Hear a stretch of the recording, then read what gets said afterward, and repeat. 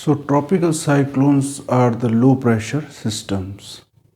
They generally get actually originated between the tropics. That's why they are also known as tropical cyclone. They are known by different name in different places. For example, they are known as hurricanes in the Caribbean Sea. They are known as typhoon in South China Sea along the coast of Japan. Then they are also known as Willy Willies in Australia, and they are also known as Baggio in Philippines. So they have been given different name in different places. So today we are going to talk about the how exactly this tropical cyclone is formed.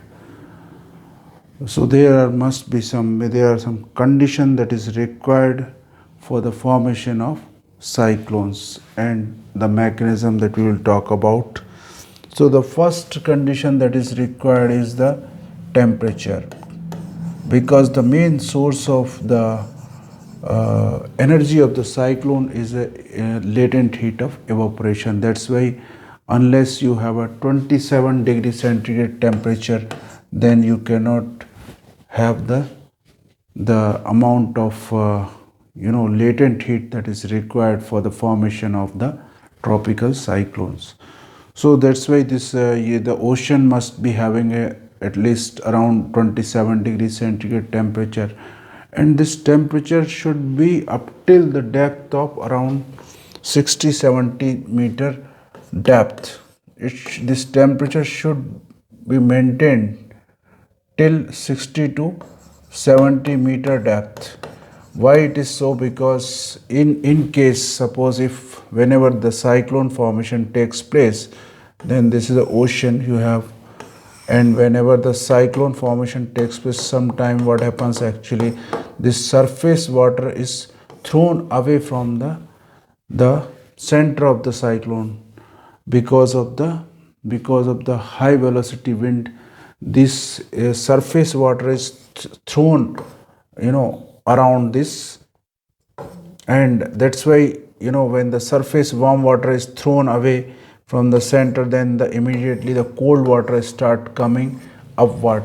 That will actually that stop the evaporation, and that is why the cyclone immediately dies. So that's why this the temperature of 27 degrees centigrade must be up till 60 to 70 meter depth, so that if this surface water is thrown away, then still the supply of warm water can be maintained.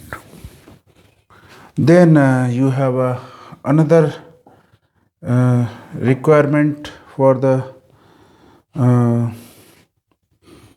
for the formation of the tropical cyclone is the Coriolis force, because unless you have a Coriolis force, then wind will keep on moving in a straight manner. That's why suppose if this is a low pressure is formed, and wind will start moving from all the sides towards the low pressure. If there is no Coriolis force, then this wind will not actually turn towards the where towards the right in the northern hemisphere and left in the southern hemisphere. So once the wind will start moving towards low pressure, then it will take turn, and that's how the cyclone will be formed. So this is the reason why the tropical cyclone cannot be formed at the equator, because despite the fact that the temperature of the oceans remains high, but still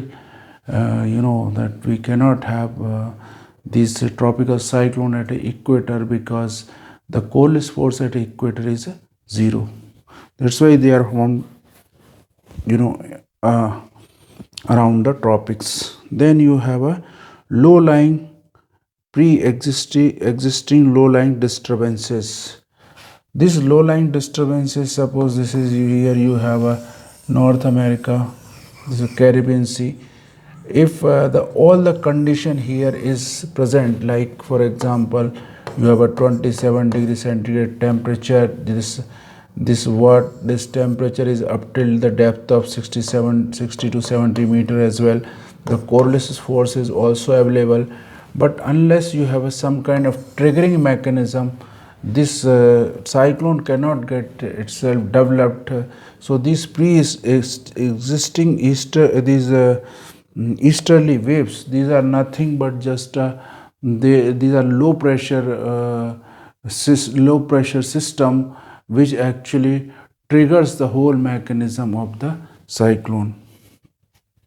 So these are the another requirement for the formation of tropical cyclone. Then you should have a upper layer divergence in upper atmosphere. Why this divergence in upper atmosphere is required? Because if suppose if this here you have a low pressure on the surface, the wind will converge from all the sides towards this low pressure, and after having converged it will start rising. Here you have a tropopause.